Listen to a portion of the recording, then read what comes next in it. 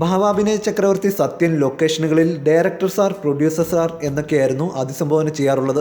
സത്യനെ പോലെ ഒരു വലിയ നടൻ സർ എന്ന് അഭിസംബോധന ചെയ്യുന്നത് പുതിയതായി കടന്നുവരുന്ന സംവിധായകർക്കും നിർമ്മാതാക്കൾക്കും ഇതൊരു വിഷയമായിരുന്നു. സംവിധായകൻ KS സേതുമാധവനും സഹോദരൻ മൂർത്തിയും ചേർന്നായിരുന്നു ഒരു പെണ്ണിന്റെ കഥ എന്ന ചിത്രം നിർമ്മിച്ചത്. സത്യനും ഷീലയുമായിരുന്നു മുഖ്യതാരങ്ങൾ. നിർമ്മാതാക്കളിൽ ഒരാളും യുവാവുമായ മൂർത്തിക്ക് സത്യന്റെ സാർവിളി വലിയ പ്രയാസമുണ്ടാക്കി. തന്റെ വിഷമം മൂർത്തി നേരിട്ട് സത്യനെ അറിയിച്ചു. അതിന് മഹാനടന്റെ മറുപടി ഇങ്ങനെയായിരുന്നു: നിങ്ങളെ വേണമെങ്കിൽ എനിക്ക് മൂർത്തി എന്ന് വിളിക്കാം, പക്ഷേ ഞാൻ അങ്ങനെ വിളിച്ചാൽ നാളെ വരുന്ന സിനിമാ തലമുറകളും അങ്ങനെയായിരിക്കും വിളിക്കുക.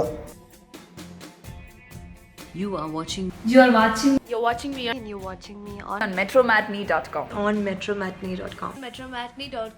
metromatney.com. Subscribe for more videos. Subscribe for more videos. Subscribe here for more videos. Subscribe now. Thank you.